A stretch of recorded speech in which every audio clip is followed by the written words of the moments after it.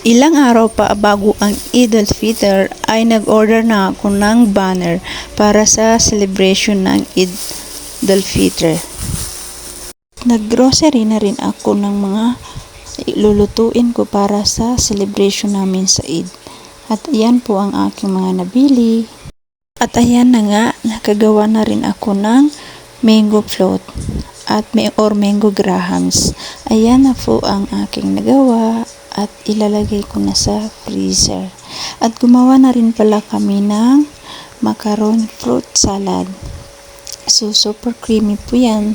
Hindi po tinitipid sa condense or cream.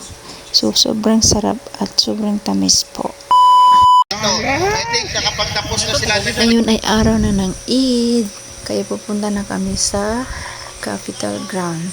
So, Happy Eid al-Fitr sa lahat ng mga kapatid kong Muslim at mga kapatid ko sa Islam.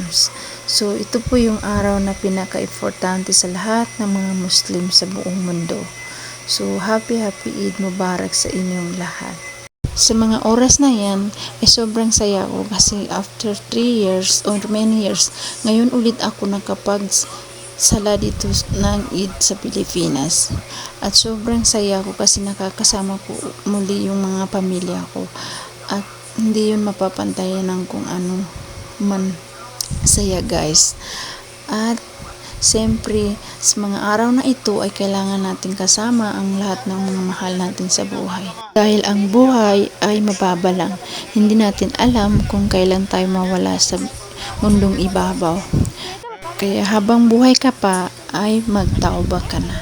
Kasi hindi natin alam kung kailan tayo kukunin ng Allah. Tapos na kami mag-pray ng Eid al-Fitr. Happy Eid Mubarak sa inyong lahat. Uwi namin sa bahay ay agad-agad nang kumatay ng manok ang aking kapatid at nagpakulo na rin ako ng macaroni or pansit para sa aking spaghetti. At yan na yung sauce. At ayan na yung aking spaghetti. Sobrang sarap po. Luto na rin ang aking kapatid ng chicken sutangon. At ayan na yung inuto niya. At ayan na yung manok na pinakuluan niya.